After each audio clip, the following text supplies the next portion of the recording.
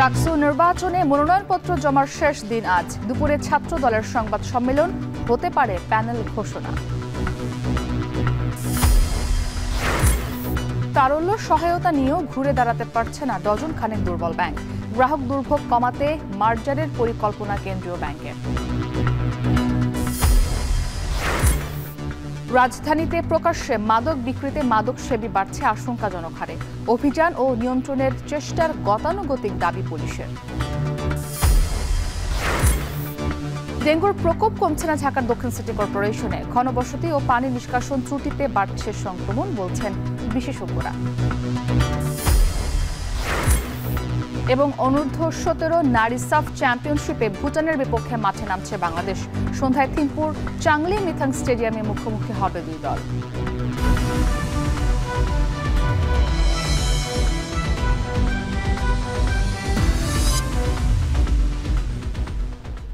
স্বাগত। এখন বাণিজ্যে পুরো আয়োজন জুড়ে আপনাদের সাথে আছি আমি ইসরাত মুক্তি। শরিয়া ভিত্তিক 5টি ব্যাংককে একীভূতের মধ্যে ইসলামী ধারার বাইরে থাকা ডজন খানেক দুর্বল ব্যাংক নিয়ে একই পথে হাঁটছে কেন্দ্রীয় ব্যাংক। দ্বিতীয় ধাপে মার্জারের প্রক্রিয়ার মধ্যে বেশিরভাগই রাজনৈতিক বিবেচনায় অনুমোদন পাওয়া ব্যাংকগুলো আছে, যেগুলোর কোনোটিতে মাসের পর মাস তারল্য সহায়তা দিয়েও কোনো লাভ হচ্ছে না। কেন্দ্রীয় ব্যাংকের ধারও পরিশোধ করতে পারছে না ব্যাংকগুলো। চরম হয়রানির শিকার ব্যাংক গ্রাহকরা। আরও জানাবেন দেলাওয়ার দোলন। খেলাপিতে জর্জরিত শরিয়া ভিত্তিক ব্যাংকগুলোকে একীভূত করার কাজ অনেকটা এগিয়েছে। পাশাপাশি দ্বিতীয় ধাপে বেসরকারি আরও 11টি ব্যাংকের সম্পদের গুণগত মান যাচাই করছে কেন্দ্রীয় ব্যাংক। ব্যাংকগুলোর খেলাপি ঋণ, মূলধন ঘাটতি, বিভিন্ন সূচকের প্রকৃত অবস্থা পর্যালোচনা শেষে একীভূতের প্রক্রিয়ায় হাঁটছে বাংলাদেশ ব্যাংক। ডজন খানেক ব্যাংকের অবস্থা খুবই নাজুক। ধার করে টিকে থাকা কোনো ব্যাংক আগের ঋণও পরিশোধে ব্যর্থ হচ্ছে। এর মধ্যে প্রথমে ফার্মার্স ব্যাপক কেলেঙ্কারির পর আস্থা ফেরাতে পদ্মা নাম ধারণ করেও এখনও খুঁড়িয়ে চলছে ব্যাংকটি। এটি সহ রাজনৈতিক বিবেচনায় অনুমোদন পাওয়া এসব ব্যাংকের গ্রাহকরা হয়রানির শিকার। শেষের যে 4th জেনারেশন ব্যাংকগুলো হয়েছে 14টা, এটা আসলে করার কথা ছিল না। ওই সময় তুমুল বিতর্ক শুরু হয়েছিল। ব্যাংকের খাতে খেলাপি ঋণ সহ যতগুলো ঘটনা আমরা দেখলাম, সবগুলোর পিছনেই ব্যাংক মালিক, পরিচালক বা তাদের একটা প্রচ্ছন্ন যোগাযোগ রয়েছে। গেল বছর গণ অভ্যুত্থানের পর ভঙ্গুর আর্থিক খাতকে স্থিতিশীল করতে দুর্বল ব্যাংকগুলোর 14টির পর্ষদ বিলুপ্ত করা হয়। প্রায় 52,000 কোটি টাকা ছাপিয়ে ব্যাংকগুলোকে দেয়া হয় তারল্য সহায়তা। এসব পদক্ষেপে ব্যাংকগুলো থেকে ছোট অঙ্কের আমানতকারীরা কিছু অর্থ তুলতে পারলেও বড় অঙ্কের সঞ্চয় ফেরত পায়নি। বর্তমানে প্রান্তিক কোনো শাখার কিছু দুর্বল ব্যাংক মাসে 5,000 টাকাও দিতে পারছে না গ্রাহকদের। বিগত সরকারের সহযোগিতায় কিছু শিল্পগোষ্ঠীর অযাচিত হস্তক্ষেপ, নানা অনিয়ম ও দুর্নীতির কারণে এসব ব্যাংক চরম বিপর্যয়ের মুখে পড়ে। ব্যাংকগুলোর ঋণের বড় অংশই চলে যায় খেলাপিদের হাতে। কেন্দ্রীয় ব্যাংক বলছে, শরিয়া ভিত্তিক ব্যাংকগুলোকে একীভূত করার প্রক্রিয়ার দ্বিতীয় ধাপের পদক্ষেপ হিসেবে ইসলামী ধারার বাইরে থাকা বেশ কয়েকটি ব্যাংককেও মার্জ করা হবে। প্রথমে ইনিশিয়েটিভ যেটা নেওয়া হয়েছে ইসলামী ব্যাংকগুলো, এটা হবে এরপর পরই অন্য ব্যাংকগুলোর কীভাবে সংস্কার করা যায়, সেটা মার্জার হতে পারে, অন্য কিছু হতে পারে। বিশেষজ্ঞদের মত, দেশে এত সংখ্যক ব্যাংকের প্রয়োজন নেই। দুর্বল ব্যাংক একীভূত করার প্রয়োজন ছিল বহু আগেই। ইসলামী ব্যাংকগুলোর যেহেতু এক ধারার, এটার সাথে অন্য ব্যাংকে মার্জ করার সুযোগ নাই। যেমন ন্যাশনাল ব্যাংক, এটাও খুবই দুর্বল ব্যাংক, এটার সাথে কিন্তু এটাকেও মার্জ করার কথা ছিল, কিন্তু এটাকে করে না। ওইটা একটা ভিন্ন ধারার ব্যাংক, এটাকে হয়তো ভিন্ন ধারার ব্যাংকের সাথে, এই কনভেনশনাল ব্যাংকের সাথে মার্জ করবে। এই দেশের ব্যাংকগুলোকে 40-এর ভিতরে নামায় আনা উচিত যে কোনোভাবে, পারলে আরও কম। চলতি বছরের মে মাসে দুর্বল ব্যাংক নিষ্পত্তির ক্ষেত্রে আইনি বাধা মেটাতে ব্যাংক রেজুলেশন অধ্যাদেশ 2025 জারি করে সরকার। স্বচ্ছতা ফেরাতে নেয়া কেন্দ্রীয় ব্যাংকের এসব পদক্ষেপে সহায়তা দিচ্ছে বিশ্ব ব্যাংক। দেলোয়ার দোলন, এখন, ঢাকা। আইনশৃঙ্খলা রক্ষা বাহিনীর অভিযানের পরও কিছুতেই থামানো যাচ্ছে না মাদকের বিস্তার। রাজধানীর বিভিন্ন জায়গায় মিলছে মাদক। প্রকাশ্যে বিক্রির কারণে দিন দিন মাদক সেবী বেড়েছে আশঙ্কাজনক হারে। এদিকে পুলিশ বলছে, সব ধরনের মাদকের বিরুদ্ধে চলছে অভিযান ও নিয়ন্ত্রণের চেষ্টা। জাবেদ আব্দুল্লাহর প্রতিবেদন। আমি এই জায়গার লোক না, দোকানের লোক না, দেখে আমার বসে গেছে। আমি কুরআন পড়ি, আমি মিথ্যা কথা বলবো না। এই ব্যাপারে আমরা কিছু বলতে পারবো না। আমরা ব্যবসায়ী, আমরা ভয়ভীতিতে থাকি। মাদক কেড়ে নেয় জীবনী শক্তি, যা সেবনের প্রথম ধাপ ধূমপান। ঢাকা শহরের পথে পথে আলো আছে, আছে অন্ধকারও। সেই অন্ধকার পথে গেল 2 যুগে প্রাণঘাতী সব মাদকের বিস্তার ঘটেছে সবচেয়ে বেশি। যে কারণে অলিগলি থেকে পাড়া মহল্লা, বস্তি থেকে গগনচুম্বী অট্টালিকা, সবখানে এখন সহজলভ্য মাদক, যার ভয়াল আগ্রাসনে পিতার হাতে খুন হচ্ছে সন্তান, ভাইয়ের হাতে ভাই, আবার কখনো মা তার আদরের সন্তানকে তুলে দিচ্ছে নিরাময় কেন্দ্রে বা আইন শৃঙ্খলা রক্ষা বাহিনীর হাতে। যে কারণে পাল্লা দিয়ে বেড়েছে সামাজিক অস্থিরতা। মাদকের প্রসারের ব্যাপ্তি সম্পর্কে জানতে রাজধানীর তেজগাঁ এলাকায় এখন টেলিভিশনের ক্যামেরা, যেখান থেকে ছদ্মবেশে নেশাদ্রব্য কিনতে চাই আমরা। কতটুকু বেশি দাদা? কত? 6-7টা হইব। কত টাকার মাল আছে দেখেন আপনি, আবার এখানে আবার ইয়ে করতেছে। বানাই দেবো তোমার, বানাই দিয়ে পাবেন না।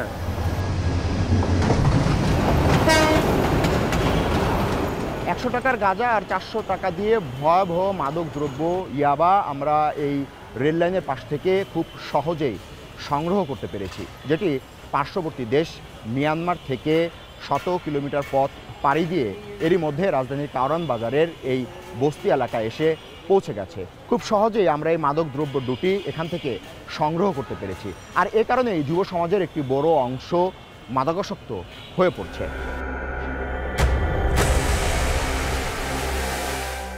এবার নেশাদ্রব্যের খোঁজে আরও কয়েকটি এলাকায় যাব। কি ভাই কিছু করবেন? কোন জায়গায় মাদক বিক্রি করে আমরা তো চোখে দিই না। এই মারতে আমি গাড়ি নিয়ে এলাম, চিনি নেই মাদক কোনটা রাখবো। আপনাদের কাছে ছবি আছে, যদি থাকেই থাকে আইন শৃঙ্খলা বাহিনীর কাছে ছবিটি পৌঁছিয়ে দেন। হ্যাঁ করে রাখছে কি করতো জনগণের টাকা দিয়া। এ তো দেখি ঢাকা বিশ্ববিদ্যালয় এলাকার 3 নেতার মাজারের পাশে চানখারপুল সড়ক এলাকায় রীতিমতো মাদক সেবনের মহা উৎসব চলছে। মাদক সেবীরা বলছেন কোনোভাবেই এ থেকে বেরোতে পারছেন না তারা। মাদক সেবীদের নিয়ে কাজ করা সংগঠনগুলো বলছে রাজনৈতিক আশ্রয় প্রশ্রয়ের কারণে মাদকের বিস্তার থামানো যাচ্ছে না। পারিবারিকভাবে যে শিক্ষাটা হওয়া উচিত ছিল সেটা এখন নাই। প্রায় 50 ভাগের উপর মানুষ বাংলাদেশে এখন কোনো না কোনোভাবে মেন্টাল ডিসঅর্ডারে ভোগে। যারা মাদকাসক্ত তাদের 80 ভাগই তরুণ। সব মিলে 2 কোটির মতো মাদকাসক্ত। 1.5 কোটি নিয়মিত নিচ্ছে, 50 লক্ষ অনিয়মিত নিচ্ছে। অর্থাৎ তারা বিভিন্ন উৎসব অনুষ্ঠানে এমেচার যোগ সাজসে, যেটা আমি বলি যে শস্য খেতে ভূত, সেই কারণে এখন যারা রক্ষক তারাই ভক্ষক হয়ে যাচ্ছে। এদিকে পুলিশ বলছে মাদক ব্যবসায়ীরা আগের তুলনায় অনেক বেশি সংঘবদ্ধ ও কৌশলী, তাই সহজেই তাদের ধরা যায় না। তারপরও শূন্য সহনশীল নীতি নিয়ে তারা মাদক নির্মূলের চেষ্টা চালিয়ে যাচ্ছেন। পুলিশকে লক্ষ্য করে গুলিও ছুটছে। এক্ষেত্রে আমাদের অনেক সময় জীবনের ঝুঁকি নিয়ে কাজ করতে হয়। সাম্প্রতিক কয়েকটা ঘটনায় সেটা দেখা গেছে। তো এসব ঝুঁকি নিয়েই আমরা কাজগুলো করছি এবং আমাদের যে এই ক্ষেত্রে সফলতাও কিন্তু কম না। সাম্প্রতিক সময়ে উল্লেখযোগ্য সংখ্যক ইয়াবা এবং গাঁজা উদ্ধার রয়েছে আমাদের দেশে। প্রায় 28 ধরনের মাদক প্রচলিত। আন্তর্জাতিক মাদক রুট গোল্ডেন ট্রায়াঙ্গেল ও গোল্ডেন ক্রিসেন্টের কাছাকাছি হওয়ায় স্বাভাবিকভাবেই মাদকের ঝুঁকিতে থাকে বাংলাদেশ। তাছাড়া দেশের 32টি সীমান্তবর্তী জেলার বেশ কয়েকটি অরক্ষিত, ফলে শহর থেকে গ্রাম হাত বাড়ালেই মিলছে মাদক। জাবেদ আব্দুল্লাহ, এখন, ঢাকা। থাইল্যান্ডে চোখের চিকিৎসা শেষে দেশে ফিরে আবার অসুস্থ হয়ে পড়েছেন বিএনপি মহাসচিব মির্জা ফখরুল ইসলাম আলমগীর। বর্তমানে তিনি ইউনাইটেড হাসপাতালে ভর্তি রয়েছেন। মঙ্গলবার মধ্যরাতে বিএনপি চেয়ারপারসনের প্রেস উইংয়ের সদস্য শায়রুল কবির খান জানান, সন্ধ্যায় থাইল্যান্ড থেকে ঢাকায় ফিরে মির্জা ফখরুল রাজধানীর গুলশানে চেয়ারপারসনের কার্যালয়ে দলের নেতাদের সঙ্গে বৈঠকে অংশ নেন রাত 11:30 পর্যন্ত।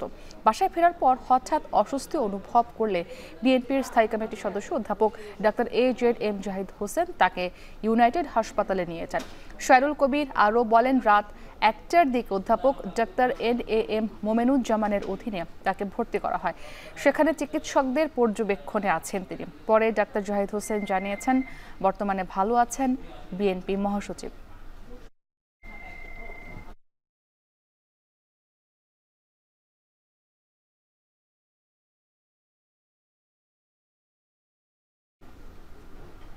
ঢাকার দক্ষিণ সিটি কর্পোরেশন এলাকায় ডেঙ্গুর প্রকোপ বাড়ছে আশঙ্কাজনকভাবে। হাসপাতালগুলোতে রোগীদের ভিড়ের বড় অংশই দক্ষিণের বিভিন্ন ওয়ার্ড থেকে আসা। চিকিৎসকরা বলছেন, ঘনবসতি, পানি নিষ্কাশনের সমস্যা এবং মশক নিধন কার্যক্রমের সীমাবদ্ধতার কারণে ডেঙ্গুর সংক্রমণ নিয়ন্ত্রণে আসছে না। শহরিয়ার জামান পুলকের প্রতিবেদনে বিস্তারিত। গ্রীষ্মের তাপে যখন হাঁসফাঁস অবস্থা, তখনই বৃষ্টি নামিয়ে আনে স্বস্তি। তবে এই বর্ষা যতটা স্বস্তি দেয়, ততটাই বিপদ ডেকে আনে রাজধানীবাসীর জন্য। রাস্তার পাশে কিংবা বাড়ির ছাদ বাগানের টবে জমে থাকা পানি হয়ে ওঠে এডিস মশার প্রজনন ক্ষেত্র। বর্ষার মৌসুম মানেই রাজধানীতে ডেঙ্গুর দাপট। আগস্টের শুরু থেকে এখন পর্যন্ত ডেঙ্গু আক্রান্তের সংখ্যা পেরিয়েছে ৩,৫০০-এর ঘর, আর মারা গেছেন অন্তত ১৯ জন। রাজধানীতে ডেঙ্গুতে সবচেয়ে বেশি আক্রান্ত হচ্ছেন ঢাকা দক্ষিণ সিটি কর্পোরেশন এলাকায়। রাজধানীর মুগদা মেডিকেল কলেজ হাসপাতালে গিয়ে দেখা যায়, প্রতিদিনই ডেঙ্গু রোগীর ভিড় বাড়ছে। শয্যা সংকটের কারণে অনেককে করিডোরে বা অতিরিক্ত বেডে চিকিৎসা নিতে হচ্ছে। জরুরি বিভাগে আসা অধিকাংশ রোগী দক্ষিণ সিটির বাসিন্দা। তাদের অনেকে জ্বর, শরীরে ব্যথা ও চোখের পেছনের ব্যথার উপসর্গ নিয়ে ভর্তি হচ্ছেন। কর্তব্যরত চিকিৎসকরা জানান, হাসপাতালে ভর্তি হওয়া রোগীদের মধ্যে শিশু ও বয়স্কদের সংখ্যা তুলনামূলক বেশি, যদিও পরিস্থিতি আগের মতো আশঙ্কাজনক নয়। দক্ষিণ সিটি কর্পোরেশন তুলনামূলকভাবে ঘনবসতিপূর্ণ এবং এটা পুরনো। এখানে ড্রেনেজ নিষ্কাশন ব্যবস্থা, বর্জ্য নিষ্কাশন, এইগুলো মানে উত্তরের তুলনায় একটু মানে পুরনো আর কি। বিগত বছরগুলোতে যে পরিমাণ ডেঙ্গু এই সময়টায়, এই আগস্ট মাসে বেড়েছে, তো এবছর কিন্তু সেরকম বাড়তির লক্ষণ দেখা যাচ্ছে না। এদিকে এলাকায় সময় মতো মশা নিধনের কার্যক্রম চোখে পড়ে না বলে অভিযোগ রোগীদের। অনেকে বলছেন, পরিষ্কার পরিচ্ছন্নতার কাজ থাকলেও তা পর্যাপ্ত নয়, ফলে মশার প্রজনন স্থল অল্প সময়ই তৈরি হচ্ছে। হাসপাতালে চিকিৎসা পরিবেশ পরিচ্ছন্নতা নিয়েও অভিযোগ রয়েছে তাদের। টাইমলি কোনো নার্সরাও আসে না এবং ডাক্তাররাও এখানে টাইম মতো আসে না, এবং যে পরিমাণ রোগী হ্রাস, সে পরিমাণ ডাক্তার যে আসবে, সময় দিবে 2 ঘন্টা 1 ঘন্টা, সেরকম পাওয়া যায় না। পরিবেশ ক্লিনিং হয় না, একেবারে ময়লা আবর্জনা, বাথরুমের অবস্থা খুবই খারাপ। বাথরুমে মানুষ যারা একবার যাবে দ্বিতীয়বার আর যাওয়ার সাহস পাবে না। শুধু সিটি কর্পোরেশনেরই দায় নয়, এডিস মশা সম্পূর্ণ নিধনে সব পর্যায় থেকে সচেতনতা প্রয়োজন বলে মনে করেন ঢাকা দক্ষিণ সিটি কর্পোরেশনের প্রধান স্বাস্থ্য কর্মকর্তা ডক্টর নিশাত পারভিন। তবে এডিস মশা নিধনের সর্বোচ্চ কার্যক্রম চালানো হচ্ছে বলে জানান তিনি। অগাস্ট মাসে আবার প্রতিটা জোনে একটা করে মনিটরিং টিম করা হয়েছে। ওইটার জোনে যারা কার্যক্রম করছে তাদের বাইরে একটা মনিটরিং টিম করা হয়েছে, যাতে সবাই কাজ করে। সেই তুলনায় যেমন এখন কালকে যেটা নিচ্ছি, এক দিন এক একটা আমরা উদ্যোগ নেই। কালকে যেটা নিচ্ছি যে পুলিশ বেড়াকে নাকি মশা বেশি, ওখানে ডেঙ্গু হচ্ছে আমরা শুনতে পাচ্ছি। আমরা আজকে যেমন পুরো ঢাকা দক্ষিণ সিটি কর্পোরেশনের পুলিশের যে জায়গাগুলো আছে, থানা আছে, সেখানে কার্যক্রম হচ্ছে। কোনো দিন আবার স্কুলে প্রোগ্রাম হচ্ছে। এইভাবে আমরা কার্যক্রমগুলো করছি। জনগণ সবাই মিলে যদি আমরা কাজ করি তাহলে সম্ভব, কিন্তু শুধু সিটি কর্পোরেশন, শুধু গভর্নমেন্ট, শুধু আপনারা বা শুধু জনগণ কাজ করলে কিন্তু হবে না, সবাই মিলেই কাজ করতে হবে। স্বাস্থ্য অধিদপ্তরের তথ্য মতে, চলতি বছরের শুরু থেকে দক্ষিণ সিটিতে ডেঙ্গু রোগের আক্রান্ত হয়ে হাসপাতালে ভর্তি হয়েছেন ৩,৪০০ জনের বেশি রোগী, মারা গেছেন ৪০ জনের বেশি, যেখানে উত্তর সিটিতে মৃত্যুর সংখ্যা ১০ জনের কাছাকাছি। শাহরিয়ার জামান পুলক, এখন ঢাকা। দক্ষিণের জেলা বরগুনায় ডেঙ্গু রোগীর চাপ কিছুটা কমতির দিকে থাকলেও ভবিষ্যতে এডিসের বংশবিস্তার ও ডেঙ্গুর প্রকোপের সম্ভাবনায় উদ্বিগ্ন সচেতন মহল। জিয়াদ মাহমুদের প্রতিবেদনে বিস্তারিত। ১৯৩০ সাল থেকে আজকের দিনটি বিশ্ব মশা দিবস হিসেবে পালিত হয়ে আসছে। দিবসটি পালন করা হয় মূলত নোবেলজয়ী চিকিৎসক রোনাল্ড রসের আবিষ্কারকে সম্মান জানানোর জন্য। এবছর বাংলাদেশে ডেঙ্গুর হটস্পট হিসেবে চিহ্নিত বরগুনা জেলার জন্য এই দিনটি এসেছে ভীষণ উদ্বেগ নিয়ে। বছরের শুরু থেকে এ পর্যন্ত জেলায় আক্রান্তের সংখ্যা প্রায় ৬,০০০, যার মধ্যে মৃত্যু হয় ৪০ জনের। ডেঙ্গুতে আক্রান্ত হয়ে সন্তান হারায় তার মাকে, পিতা হারায় তার আদরের সন্তানকে। রোগীর চাপ সামলাতে রীতিমতো হিমশিম খায় হাসপাতালগুলো। আমার এমন দিন হয়েছে যে আমি 330 পর্যন্ত আমি একা রাউন্ড দেওয়া লাগছে। এটা তো আসলে ওভার বার্ডেন। একজন ডাক্তার যদি সুস্থ মস্তিষ্কে দেখতে চায়, 50-র বেশি তার পক্ষে, যদি আপনি ইন্টারন্যাশনাল স্ট্যান্ডার্ড চিন্তা করেন, 50-র বেশি দেখা পসিবল না। ডেঙ্গুর প্রাদুর্ভাব বাড়লে তড়িঘড়ি করে পরিচ্ছন্নতা ও মশক নিধন কার্যক্রম সহ স্বাস্থ্যসেবার মান উন্নয়নে নানা উদ্যোগ নেয় জেলা প্রশাসন, স্বেচ্ছাসেবী সংগঠন ও স্বাস্থ্য বিভাগ। তবে এমনি সময়ে কারোর যেন কোনো মাথা ব্যথাই থাকে না। বর্তমানে ডেঙ্গু পরিস্থিতি কিছুটা কমলেও আগামী দিনে ডেঙ্গু মোকাবিলা নিয়ে উদ্বিগ্ন সচেতন মহল। ব্যক্তিগতভাবে যদি আমরা একটু সতর্ক থাকি এবং পরিষ্কার পরিচ্ছন্ন থাকি, হয়তো এই বিষয় থেকে আমরা পরিত্রাণ পাবো। সরকারের দীর্ঘমেয়াদী একটা পরিকল্পনা করে একটা উদ্যোগ নেওয়া উচিত, যাতে স্থায়ীভাবে এই ডেঙ্গু সমস্যাটা সমাধান করা যায়। বছরের শুরুতেই জানুয়ারি মাসে আইইডিসিআর যে সতর্কতার সংকেত জারি করেছিল, সেখানে বলা হয়েছিল যে বরগুনা এবার ডেঙ্গু প্রকোপ বাড়বে, কিন্তু আমরা সেই ধরনের প্রস্তুতি নিতে পারিনি। এখানে কেন এত মশা, এর প্রধান কারণ আইইডিসিআর ছোট্ট একটা তথ্য বের করেছে যে বৃষ্টির পানি সংরক্ষণ করে এবং সেখান থেকে এডিস মশার লার্ভা উৎপাদন হচ্ছে। এখানে একটা দীর্ঘমেয়াদী একটা বড় ধরনের গবেষণা করা দরকার বলে আমি মনে করি।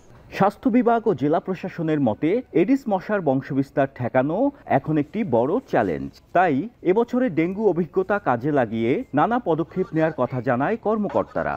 আইসিইউতে আমাদের অবকাঠামো হয়ে গিয়েছে এবং যন্ত্রপাতির আমরা চাহিদাপত্র দিয়েছি। আমরা লোকবল এবং যন্ত্রপাতি আসলে আমরা আইসিইউ এবং সিসিইউ চালু করতে পারবো। তারও আগে আমাদের এই 250 শয্যা বিশিষ্ট হাসপাতালের যে সমস্ত ওয়ার্কফোর্স শর্টেজ আছে, এখন আমাদের যে সমস্ত লোকবলের সংকট আছে, সেগুলো আমরা পরিপূর্ণ করবার চেষ্টা করব। আমাদের বরগুনা পৌরসভা আমাদের পর্যাপ্ত পরিমাণে লার্ভিসাইড কেনা আছে। আমরা প্রতিদিনই নিয়মিত বেসিসে আমরা লার্ভিসাইড এবং অ্যাডেলটিসাইডগুলো আমরা স্প্রে করব। স্বাস্থ্য ব্যবস্থাপনায় তারা এবার কিন্তু ভালো একটা ব্যবস্থাপনার মধ্যে দিয়ে সেটা কাটাতে পেরেছে, তারও একটা অভিজ্ঞতা অর্জন করেছে।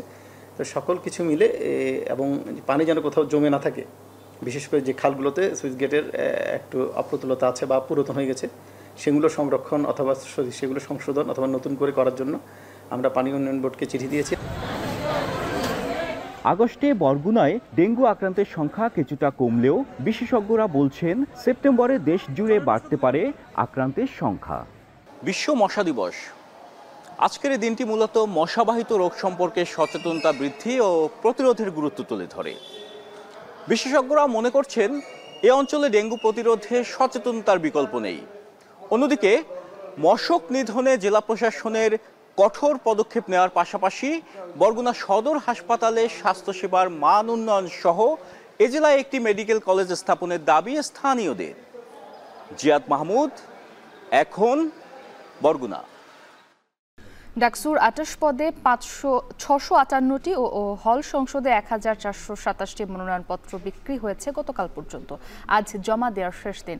সকাল 10টা থেকে শুরু হয়ে চলবে বিকেল 5টা পর্যন্ত।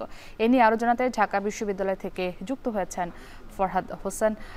ফরহাদ, জানাবেন এখন পর্যন্ত কতটি মনোনয়নপত্র জমা পড়েছে এবং ছাত্র দলের প্যানেল ঘোষণা নিয়ে আপনার কাছে কি তথ্য রয়েছে? আচ্ছা, শুরুতেই জিজ্ঞেস করছেন ছাত্রদলের প্যানেল নিয়ে। নানা জল্পনা কল্পনার পর কিন্তু আজ দুপুর 12টার দিকে তারা তাদের প্যানেল ঘোষণা নিয়ে একটি প্রেস ব্রিফিং করবে ঢাকা বিশ্ববিদ্যালয়ে। তখনই জানা যাবে ছাত্রদলের প্যানেল থেকে কারা কারা নির্বাচন করবে ডাকসু এবং হল সংসদগুলোতে। তো আরেকটি বিষয় হচ্ছে যে আমরা দেখেছি যে গতকাল পর্যন্ত এই কেন্দ্রীয় ছাত্র সংসদে এখানে ফর্ম বিক্রি হয়েছে 658টি এবং 18টি হলে ফর্ম বিক্রি হয়েছে আমরা দেখেছি 1427টি। তো সব মিলিয়ে উৎসব মুখর পরিবেশেই আসলে আমরা বিগত দিনগুলোতে দেখেছি। আজকে যেহেতু একদম শেষ দিন জমা দেওয়ার, আজকেও আমরা আশা করছি বা ধারণা করা হচ্ছে যে এখানে একটি ব্যাপক উৎসব মুখর পরিবেশ এই নওয়াব আলী সিনেট ভবনে আমরা দেখতে পাবো। এবং এখন পর্যন্ত আমরা এখানে দেখে চিফ রিটার্নিং অফিসার সহ অন্যদের এখন আমরা আসতে দেখিনি, তবে কিছুক্ষণের মধ্যে হয়তো অন্যরা আসতে শুরু করবেন। এবং আমরা দেখেছি যে বেশ কিছু শিক্ষার্থী যারা ফর্ম জমা দেওয়ার জন্য অনেকেই আমরা দেখেছি যে তারা এসেছেন। এবং আরেকটি বিষয় একটু বলতে হয় যে আমরা কিন্তু বিগত সময়গুলোতে দেখেছি, বিগত দিনগুলোতে যে এখানে অন্যান্য অনেক ছাত্র সংগঠনই তাদের প্যানেল ইতিমধ্যেই ঘোষণা করে দিয়েছে। বিশেষ করে আমরা যদি বলি যে বাংলাদেশ ইসলামী ছাত্র শিবির থেকে শুরু করে জাতীয় গণতান্ত্রিক ছাত্র সংসদ এবং বাম সংগঠনগুলোর যে জোট, তারাও কিন্তু প্যানেল ঘোষণা করেছে। এবং যেহেতু জাতীয়তাবাদী ছাত্রদল একটি বড় ছাত্র সংগঠন, তাদের প্যানেল ঘিরেও কিন্তু নানা রকম জল্পনা কল্পনা রয়েছে এবং সেই জল্পনা কল্পনার অবসান আজ 12টা নাগাদ প্রেস ব্রিফিংয়ের মধ্য দিয়ে কিন্তু শেষ হবে বলে আমরা ধারণা করছি। এবং আরেকটি বিষয় বলতে হয় যে এই ক্যাম্পাসে শিক্ষার্থীরা যারা রয়েছেন তারাও কিন্তু এই ডাকসু নির্বাচনে তাদের যে পছন্দের প্রার্থী তাকে ভোট দেওয়ার জন্য মুখিয়ে আছেন এবং আগামী যে 9 সেপ্টেম্বর ডাকসু নির্বাচনের দিন ধার্য করা হয়েছে ভোট গ্রহণের, সেদিনই ভোট গ্রহণ হবে। এবং আরেকটি বিষয় একটু বলতে হয় যে এখানে ছাত্র সংগঠনগুলো তারা কিন্তু শেষ পর্যন্ত যেন সব কিছু ঠিকঠাক রেখে যেন নির্বাচন সম্পন্ন করা সম্ভব হয় সেজন্য কিন্তু তারা জোর দাবি জানিয়েছেন এবং তারা আইন শৃঙ্খলা রক্ষাকারী বাহিনীর ক্যাম্পাসের আইন শৃঙ্খলার জন্য কিন্তু তারা জোর দিয়েছেন। এবং আরেকটি বিষয় বলতে হয়, যেহেতু ঢাকা বিশ্ববিদ্যালয় কেন্দ্রীয় ছাত্র সংসদ আমরা দেখছি 6 বছর পরই এটি নির্বাচনটা অনুষ্ঠিত হতে যাচ্ছে। সবশেষ হয়েছিল 2019 সালে ডাকসু ও হল সংসদ নির্বাচন এবং এবার আবার সেই ডাকসু হল সংসদ নির্বাচন অনুষ্ঠিত হতে যাচ্ছে। সেটিকে ঘিরে কিন্তু পুরো ক্যাম্পাস জুড়ে একরকম উৎসবের আমেজ কিন্তু ইতিমধ্যেই শুরু হয়েছে। তো এই ছিল আমার কাছে সবশেষ তথ্য। দীর্ঘ অপেক্ষার অবসান ঘটিয়ে আজ খুলে দেওয়া হচ্ছে তিস্তা নদীর ওপর মাওলানা ভাসানী সেতু। 1490 মিটার সেতুর উদ্বোধনে বদলে যাবে গাইবান্ধার সুন্দরগঞ্জ ও কুড়িগ্রামের চিলমারি। এছাড়া কুড়িগ্রাম থেকে ঢাকার দূরত্ব কমবে 100 কিলোমিটার। এতে নদীর দুই পাড়ের মানুষের মাঝে তৈরি হয়েছে উচ্ছ্বাস। দুপুর 12টার দিকে সেতুর উদ্বোধন করবেন উপদেষ্টা আসিফ মাহমুদ সজীব ভুঁইয়া। এ নিয়ে আরও জানাতে পদ্মা সেতু পার থেকে যুক্ত হয়েছেন মাজেদুর রহমান। মাজেদ, জানাবেন কখন এই সেতু উদ্বোধন করা হবে এবং সেতুর ফলে সেখানকার অর্থনীতিতে কী ধরনের প্রভাব পড়বে? হ্যাঁ মুক্তি, আপনি জানেন যে বহুল কাঙ্ক্ষিত যে সেতুটি সেটি হলো কুড়িগ্রামের চিলমারি এবং গাইবান্ধার যে সুন্দরগঞ্জে হরিপুর এই এলাকার জন্য একটি কিন্তু মাইল ফলক। এই সেতুটির জন্য দীর্ঘ দিন কিন্তু অপেক্ষা করছিল এই এলাকার মানুষ। এই সেতুটি প্রায় 1490 যে মিটার সেতুটি, সেই সেতুটি কাজ সম্পন্ন হয়েছে। 2021 সালে কিন্তু সেতুটি কাজের উদ্বোধন করা হয়, ভিত্তিপ্রস্তর স্থাপন করা হয়। তারপরে দীর্ঘ সময় পরে কিন্তু এই সেতুটি আজকে উদ্বোধন করা হবে। 12টার দিকে উপদেষ্টা আসিফ মাহমুদ সজীব ভুঁইয়া উনি এখানে উদ্বোধন করার কথা রয়েছে। আর এই সেতু ঘিরে কিন্তু এই এলাকার মানুষের যে উৎসুক যে মানুষ, সে মানুষের কিন্তু একটা আগ্রহ ছিল বহু দিন থেকে।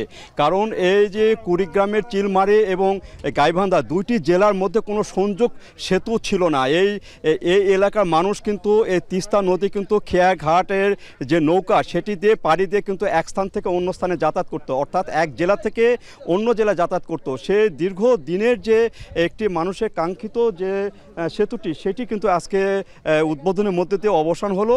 আর এই সেতুটি কিন্তু এলজিডির যে বিভাগ, যেটি স্থানীয় সরকার বিভাগ, তারা বলছে যে এই সেতুটি দীর্ঘতম সেতু তাদের। আর এই সেতুর ফলে এখানকার যে আর্থ সামাজিক, বিশেষ করে এখানে কৃষি অর্থনীতি এবং যোগাযোগ ব্যবস্থা একটা আমূল পরিবর্তন এখানে হচ্ছে। এবং এই সেতুর ফলে এই এলাকার মানুষের যে দীর্ঘদিনের যে বঞ্চিত একটি বিষয় ছিল, সেই বঞ্চিত থেকে তারা রেহাই পাচ্ছেন। আর এই সেতুর ফলে এখানকার যে মানুষগুলো তারা কিন্তু আজকে খুব উৎসব মুখর ভাবে কিন্তু তারা এই সেতু পারে এসেছেন। এখানে উদ্বোধনের স্থান নির্ধারণ করা হয়েছে, সব কিছু ঠিকঠাক রয়েছে এবং 12টার দিকে এই সেতু উদ্বোধন হবে এবং এই সেতু উদ্বোধনের পরেই কিন্তু খুলে দেওয়া হবে এই এলাকার মানুষের জন্য চলাচলের জন্য এই এলাকাটা। ফলে এখানকার যে মানুষ যে বিভিন্ন স্থান থেকে ঘুরে যেত, বিশেষ করে কুড়িগ্রামের মানুষ, চিলমারির মানুষ রংপুর দিয়ে লালমনিরহাট দিয়ে যে ঘুরে যেত প্রায় 100 কিলোমিটার যে দূরত্ব, এই সেতুর উপর দিয়ে গেলে কিন্তু 100 কিলোমিটার দূরত্ব কমে যাবে। অর্থাৎ যাতায়াত, ঢাকার সাথে যে যাতায়াত ব্যবস্থা সেটিও কিন্তু পরিবর্তন হলো। আর এই সেতু যে এলজিডির যে নির্বাহী প্রকৌশলী তিনি যেটি জানান যে একটা চায়না কোম্পানির অধীনে কিন্তু এই সেতুটি নির্মিত করা হয়েছে এবং এই সেতুর যে আয়ুষ্কাল সেটি ধরা হয়েছে প্রায় 70 বছর। এইভাবে যে সেতুটি নির্মাণ, সেই নির্মাণ কাজের শেষের পরে আজকে উদ্বোধনের মধ্যে দিয়ে যে স্বপ্ন দেখছেন এই এলাকার মানুষ, সেটি বাস্তবায়ন হবে এবং এই সেতু ঘিরে যে আগ্রহ, সেই আগ্রহ কিন্তু এখনও রয়েছে এখানকার মানুষের। এই ছিল মুক্তি আমার কাছে সেতুর পশ্চিম পাড় থেকে এখনকার উদ্বোধনের সর্বশেষ। নড়াইলে মাছ চাষে অ্যান্টিবায়োটিকের ব্যবহার বাড়ছে উদ্বেগজনক হারে। বিশেষজ্ঞদের পরামর্শ ছাড়াই মাছের রোগ প্রতিরোধ ও দ্রুত বৃদ্ধিতে বিভিন্ন মাত্রায় অ্যান্টিবায়োটিক ব্যবহারে তাৎক্ষণিক সুফল মিললেও দীর্ঘমেয়াদে বাড়ছে ঝুঁকি। মাছ চাষে অতিরিক্ত ওষুধ ব্যবহারে ঝুঁকিতে জনস্বাস্থ্য, পরিবেশ ও খাদ্য নিরাপত্তা। বিশেষজ্ঞদের ব্যবস্থাপত্র ছাড়া অ্যান্টিবায়োটিকের বিক্রি ও ব্যবহার শাস্তিযোগ্য হলেও মৎস্য খাতে নেই এই সংক্রান্ত কোনো নীতিমালা। নড়াইল থেকে মোহাম্মদ ইমরান হোসেনের পাঠানো তথ্য ও ছবিতে বিস্তারিত। মাছ চাষে সম্ভাবনাময় জেলা নড়াইল। শিল্প কারখানা গড়ে না ওঠায় কৃষি ও মৎস্য খাতই এই জনপদের মানুষের জীবিকার প্রধান উৎস। জেলায় কয়েক হাজার ঘের ও জলাশয় মিলিয়ে 4,000 হেক্টরের বেশি জমিতে মাছের চাষ হয়। এ খাতে জড়িত 60,000-এর বেশি মানুষ। জেলায় বাণিজ্যিকভাবে মাছ উৎপাদনে জড়িতরা রোগ প্রতিরোধ ও দ্রুত বৃদ্ধিতে বিশেষজ্ঞদের পরামর্শ ছাড়াই বিভিন্ন অ্যান্টিবায়োটিক ব্যবহার করছেন। সরকারি ও বেসরকারিভাবে মৎস্য খামারিদের সঠিক পরামর্শ দেওয়ার নির্ভরযোগ্য প্রতিষ্ঠান না থাকায় স্থানীয় দোকানদারদের শরণাপন্ন হতে হয়। এতে বিভিন্ন সময়ে ভালো ফল পেতে উচ্চমাত্রায় অ্যান্টিবায়োটিক ব্যবহারে সাময়িক সুফল মিললেও দীর্ঘমেয়াদে ক্ষতিগ্রস্ত হতে হয়, যা অনেকেরই অজানা।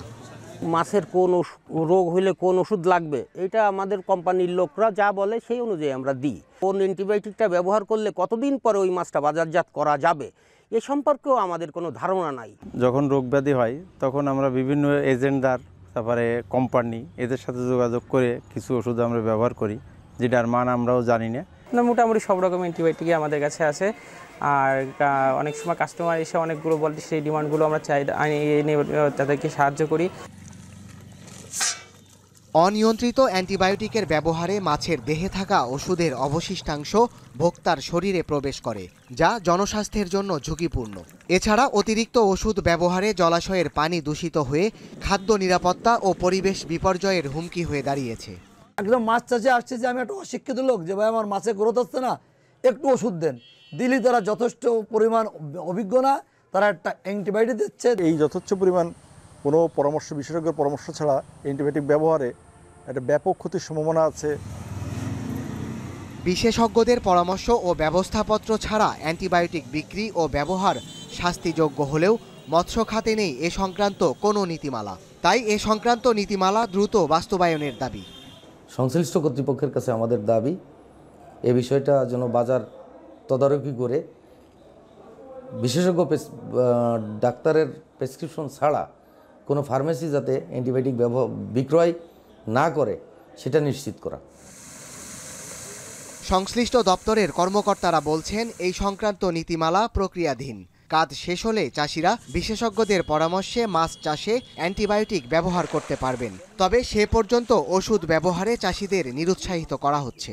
অ্যান্টিবায়োটিকের এগেনস্টে মানবদেহ কিছু ব্যাকটেরিয়া তৈরি হয় এবং ড্রাগ রেজিস্ট্যান্স বা যেটা আমরা বলি যে অ্যান্টিবায়োটিক রেজিস্ট্যান্স ডেভেলপ করে। কিছু কিছু অ্যান্টিবায়োটিকের প্রতি মানুষের যে অ্যালার্জি থাকে, এই মাছের মাধ্যমে যে অ্যান্টিবায়োটিকগুলো মানব শরীরে ঢুকে পড়ে দেখা গেল কিছু অ্যালার্জি বা বিভিন্ন চর্মরোগ বা বিভিন্ন হাঁচি কাশি হাঁপানি এই ধরনের সৃষ্টিও করতে পারে। বর্তমানে আমাদের অ্যাকোমেডিসিনে ব্যবহারের ক্ষেত্রে একটা নতুন নীতিমালা তৈরির এটা প্রসেস চলছে। অ্যাকোমেডিসিন ব্যবহারের ক্ষেত্রে যদি নীতিমালা তৈরি হয়, সেক্ষেত্রে যদি কোনো ঔষধ ব্যবহার করার প্রয়োজন হয়, সেক্ষেত্রে চাষিদেরকে আমরা সে বিষয়ে পরামর্শ দিতে পারবো বা তাদেরকে আমরা প্রেসক্রাইব করতে পারবো। তো বর্তমানে আমরা কোনো ধরনের অ্যান্টিবায়োটিক বা ঔষধ ব্যবহার থেকে চাষিদেরকে আমরা নিরুৎসাহিত করে থাকি। নড়াইলে প্রতি বছর প্রায় 18,500 টন বিভিন্ন জাতের মাছ উৎপাদন হয়, যার বাজার মূল্য 700 কোটি টাকার বেশি। এখন নড়াইল। সিলেটে পাথর লুটের সাথে জড়িতদের বিরুদ্ধে নড়ে চড়ে বসেছে প্রশাসন। এর মধ্যেই মঙ্গলবার অভিযান চালিয়ে কোম্পানিগঞ্জ উপজেলার উৎমাছড়া থেকে আরও 2 লাখ ঘনফুট পাথর উদ্ধার করেছে আইন শৃঙ্খলা বাহিনী। এ নিয়ে আরও জানাতে সিলেট ভোলাগঞ্জ সড়কের বিমানবন্দর সংলগ্ন এলাকা থেকে যুক্ত হয়েছেন সন্দীপন শুভ। প্রশাসনের তৎপরতা নিয়ে সাধারণ মানুষের মধ্যে প্রতিক্রিয়া কেমন দেখছেন?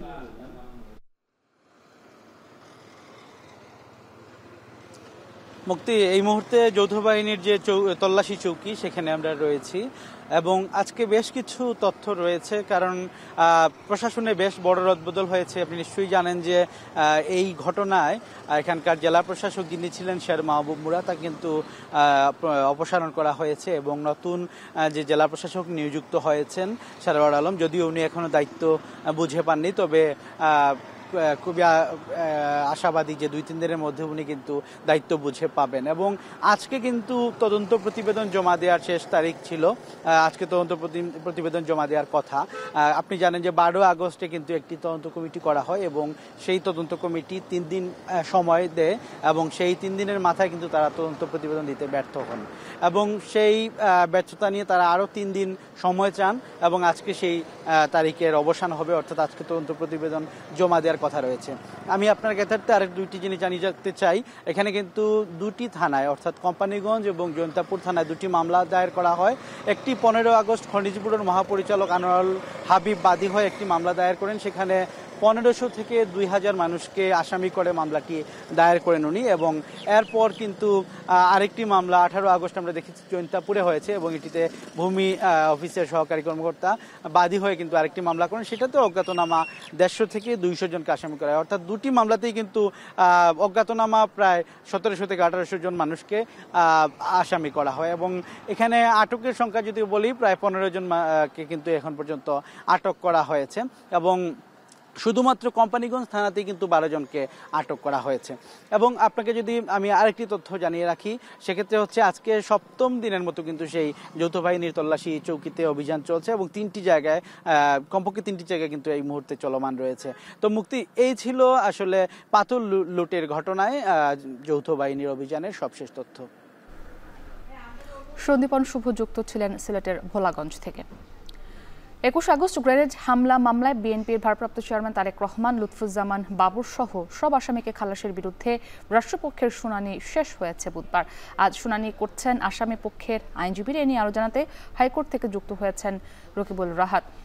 রাহাত, এই মামলার শুনানি শুরু হয়েছে কিনা জানাবেন এবং আসামি পক্ষ আজ তাদের যুক্তিতর্কে কোন কোন বিষয়গুলো তুলে ধরতে পারে? মুক্তি, ইতিমধ্যেই কিন্তু আমরা জেনেছি যে এই মামলার যে শুনানি অর্থাৎ আসামি পক্ষের যে শুনানি, সেই আসামি পক্ষের শুনানি শুরু হয়েছে এবং আসামি পক্ষের আজকের যে শুনানি এটি দ্বিতীয় দিনের শুনানি। গতকালকেও আসামি পক্ষ এই বিষয়টির উপরে শুনানি করেছে এবং আজকে কিন্তু প্রধান বিচারপতি ডক্টর রেফাত আহমেদের নেতৃত্বাধীন হাইকোর্টের আপিলের ডিভিশনের 6 বিচারপতির বেঞ্চ কিন্তু এই মামলার শুনানি শুনছেন। এবং এর আগে আমরা দেখছিলাম যে এই গত বছর 1 ডিসেম্বর এই 21 আগস্টের গ্রেনেড মামলায়, অর্থাৎ এখানে কিন্তু 2টি মামলা করা হয়েছিল, যেটির একটি হত্যা মামলা এবং আরেকটি বিস্ফোরক আইনে মামলা। এবং এই 2টি মামলায় কিন্তু বিএনপির ভারপ্রাপ্ত চেয়ারপারসন তারেক রহমান এবং সাবেক স্বরাষ্ট্র প্রতিমন্ত্রী লুৎফুজ্জামান বাবর সহ মোট 19 আসামিকে নানান যে কারাদণ্ড এবং যাবজ্জীবন এবং মৃত্যুদণ্ডের রায় দেওয়া হয়, সেই রায় কিন্তু রাষ্ট্রপক্ষের আপিলের পরিপ্রেক্ষিতে নাকচ করে দিয়ে কিন্তু তাদেরকে খালাস দেওয়া হয় এবং সেই খালাসের পরিপ্রেক্ষিতে পরবর্তীতে রাষ্ট্রপক্ষ হাইকোর্টে একটি আবেদন করেন এবং সেই হাইকোর্টে আবেদন করার পর কিন্তু এটির প্রথমে রাষ্ট্রপক্ষের যে শুনানি, সেই রাষ্ট্রপক্ষের শুনানি সম্পন্ন হয়েছে এবং পরবর্তীতে আসামি পক্ষের যে শুনানি, সেই আসামি পক্ষের শুনানিও শুরু হয়েছে এবং আসামি পক্ষের শুনানির আজকে দ্বিতীয় দিন। কিছুক্ষণের মধ্যে হয়তো বা এই শুনানি শেষ হবার পরে এই মামলার যিনি আইনজীবী রয়েছেন অর্থাৎ অ্যাডভোকেট শিশির মনির, তিনি গণমাধ্যমে এসে ব্রিফ করবেন। তখন হয়তো বা আমরা এই মামলার রায়ে বিস্তারিত কি বলা হয়েছে সেটি জানানো হবে। এছাড়া যদি আমি একটু বলি যে 2004 সালের 21 আগস্ট আওয়ামী লীগ সরকারের তৎকালীন বিরোধী দলীয় নেতা ছিলেন সাবেক প্রধানমন্ত্রী শেখ হাসিনা। সেখানে বঙ্গবন্ধু এভিনিউতে বোমা হামলা অর্থাৎ গ্রেনেড হামলার মামলায় কিন্তু বিএনপির ভারপ্রাপ্ত চেয়ারপারসন এবং সাবেক প্রতিমন্ত্রী লুৎফুজ্জামান বাবর সহ 19 জনকে আসামি করা হয় এবং তাদের বিভিন্ন মেয়াদে মৃত্যুদণ্ড, কারাদণ্ড এবং যাবজ্জীবন কারাদণ্ড দেওয়া হয়। 5 আগস্টের পরবর্তীতে কিন্তু আমরা দেখেছি যে 1 ডিসেম্বর এই মামলায় যারা সাজাপ্রাপ্ত হয়েছিলেন তাদেরকে হাইকোর্টের একটি রায় তাদেরকে খালাস দিয়ে দেওয়া হয়। এই ছিল হাইকোর্ট থেকে আমার কাছে সবশেষ। মুক্তি। বঙ্গোপসাগরে সৃষ্ট লঘুচাপটি নিম্নচাপে পরিণত হওয়ায় সাগর উত্তাল রয়েছে। সকল মাছ ধরার ট্রলার নিরাপদ আশ্রয়ে ফিরে এসেছে আলিপুর ও মহিপুর মৎস্য বন্দরে। পায়রা বন্দরে দেখানো হয়েছে 3 নম্বর সতর্ক সংকেত। এ নিয়ে আরো জানাতে আলিপুর মৎস্য বন্দর থেকে যুক্ত হয়েছেন জসিম পারভেজ। জসিম, আবহাওয়া পরিস্থিতি সেখানে কেমন দেখছেন জানাবেন?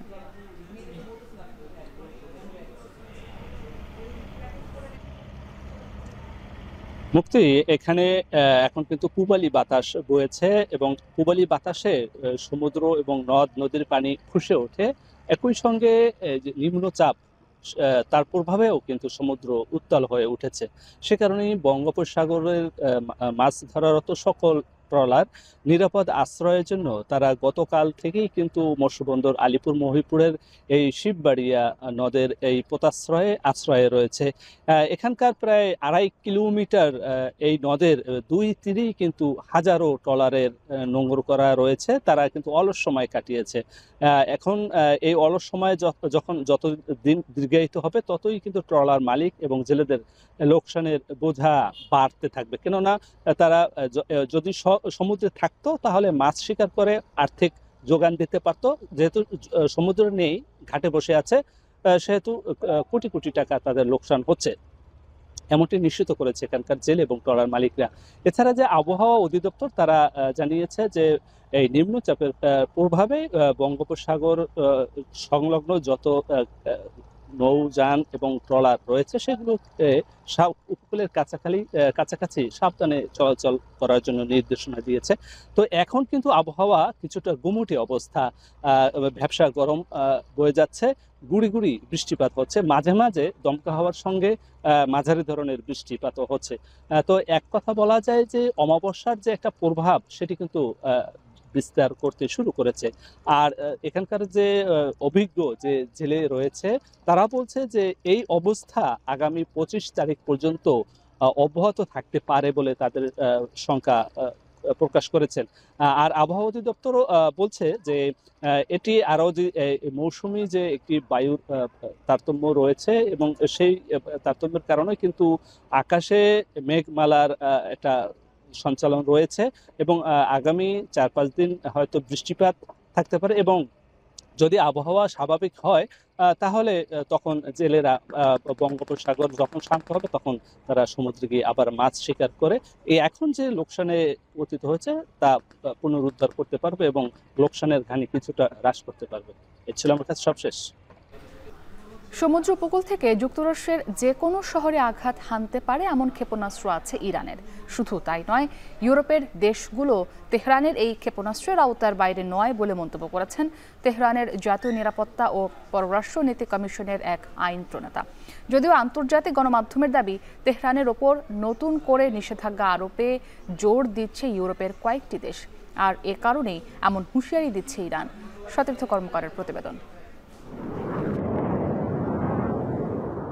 মাত্র 400টি মিসাইল লঞ্চার থাকার পরেও ইরানের কাছে এমন দূরপাল্লার ক্ষেপণাস্ত্র আছে যা দিয়ে যুক্তরাষ্ট্রের পূর্ব উপকূলে হামলা চালাতে পারে তেহরান। গেল 4 জুলাই এমন বিস্ফোরক মন্তব্য করেন ইসরায়েলি প্রতিরক্ষা বিভাগের এক কর্মকর্তা। গেল জুনে ইরানের পরমাণু স্থাপনায় হামলার জবাবে তেল আবিব সহ ইসরায়েলের বিভিন্ন প্রান্তে ক্ষেপণাস্ত্র ও ড্রোন হামলা চালায় ইসরায়েল। ক্ষয়ক্ষতির তথ্য গণমাধ্যমে প্রকাশ না করলেও তেহরানের কৌশলে নড়ে চড়ে বসে ইসরায়েলি সেনাবাহিনী। এর জেরেই ইরানের সক্ষমতা নিয়ে মুখ খোলে আইডিএফ। এবার ইরানের পার্লামেন্টে জাতীয় নিরাপত্তা ও পররাষ্ট্রনীতি কমিশনের আইন প্রণেতা আমির হাতায় মোকাদ্দেম দাবি করেছেন যুক্তরাষ্ট্র ও ইউরোপের বিভিন্ন প্রান্তে সমুদ্রসীমা থেকে ক্ষেপণাস্ত্র হামলা করার সক্ষমতা আছে তেহরানের। গেল রোববার ইরানের ওপর নতুন করে জাতিসংঘের নিষেধাজ্ঞা আরোপের বিষয়ে মুখ খোলে যুক্তরাজ্য, জার্মানি ও ফ্রান্স। এর প্রতিক্রিয়ায় দেশটির ফরেন পলিসি কমিশনের ওই আইন প্রণেতা মন্তব্য করেন, নিজস্ব যুদ্ধাস্ত্র দিয়ে প্রতিপক্ষকে ঘায়েল করতে গেল 20 বছর ধরে কাজ করছে ইরানের ইসলামী বিপ্লবী গার্ড বাহিনীর সদস্যরা। তেহরানের দাবি, তাদের জাহাজগুলো যুক্তরাষ্ট্রের ভূখণ্ডের 2000 কিলোমিটারের মধ্যে স্থানান্তর করা গেলে ওয়াশিংটন, নিউ ইয়র্কের মতো শহরে হামলা চালানো সম্ভব। বর্তমানে দেশটি ক্রুজ ও ব্যালিস্টিক ক্ষেপণাস্ত্রের মজুদ বাড়ানোর চেষ্টা করছে।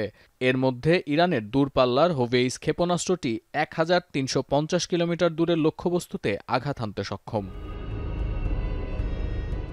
এছাড়াও ইরানি নৌবাহিনীর আবু মাহিদি ক্রুজ মিসাইলের পাল্লা 1 কিলোমিটার। তবে অন্তর্বর্তী কোনো ঘাঁটি বা স্ট্যান্ড অফ ক্ষমতা না থাকলে এই ক্ষেপণাস্ত্র ইরানের সমুদ্র উপকূল থেকে 2000 কিলোমিটার দূরের মার্কিন পূর্ব উপকূলে পৌঁছাতে পারবে না, বলছে জেরুজালেম পোস্ট। তবে আদৌ ইরান তাদের যুদ্ধজাহাজ আটলান্টিক মহাসাগরে পাঠাতে পারবে কিনা সে প্রশ্ন থেকেই যায়। জেরুজালেম পোস্টের দাবি 2021 সালে মার্কান্দ ও সাহান্দ নামে দুটি জাহাজ আটলান্টিকে পাঠায় তেহরান। যদিও গভীর সমুদ্র অভিযানের জন্য এই জাহাজ যথেষ্ট পুরনো, কারণ পরবর্তীতে 2024 সালে এই সাহান্দ জাহাজটি বন্দর আব্বাসে পৌঁছানোর পর একাই ডুবে যায়। আন্তর্জাতিক গণমাধ্যমের দাবি, ইরানের ক্রুজ ক্ষেপণাস্ত্রের পাল্লা এবং গভীর সমুদ্রে সীমিত ঘাঁটি ইঙ্গিত করে 2000 কিলোমিটার দূরে অবস্থান নিয়ে মার্কিন ভূখণ্ডে আঘাত হানাটা সহজ হবে না। মূলত জাতিসংঘের নিষেধাজ্ঞা নিয়ে আলোচনা শুরু হয় প্রতিরোধমূলক বার্তা দিতেই এমন মন্তব্য করেছেন দেশটির ফরেন পলিসি কমিশনের আইন প্রণেতা। সতীর্থ কর্মকার, এখন বিশ্ব। ইরান থেকে ফেরত পাঠানো বাস্তুচ্যুত আফগানদের বহনকারী একটি বাস দুর্ঘটনায় 17 শিশু সহ প্রাণ হারিয়েছে অন্তত 71 জন। এ সময় আহত হন আরও বেশ কয়েকজন। আফগানিস্তানের পশ্চিমাঞ্চলের হেরাত প্রদেশে দুর্ঘটনার কবলে পড়ে বাসটি। স্থানীয় প্রশাসনের তথ্য মতে ইরান থেকে ছেড়ে আসে আফগান যাত্রীবাহী বাসটি একটি ট্রাক ও মোটরসাইকেলের সঙ্গে সংঘর্ষ হয়। এর সঙ্গে সঙ্গে বাসটিতে আগুন ধরে যায়। হেরাত প্রদেশের পুলিশ জানিয়েছে বাসের বেপরোয়া গতি ও চালকের অসাবধানতার কারণে এই দুর্ঘটনা ঘটে। বাসটি আফগানিস্তানের রাজধানী কাবুলের উদ্দেশ্যে যাচ্ছিল। হতাহতরা সবাই ইরান থেকে ফিরছিলেন বলে নিশ্চিত করেছেন তালেবান সরকারের প্রধান মুখপাত্র জবিহ উল্লাহ মুজাহিদ। আগামী মাসের মধ্যে আরও 8 লাখ মানুষকে তাদের নিজ দেশে ফেরত পাঠাবে ইরান, যাদের মধ্যে উল্লেখযোগ্য সংখ্যক আফগান রয়েছে।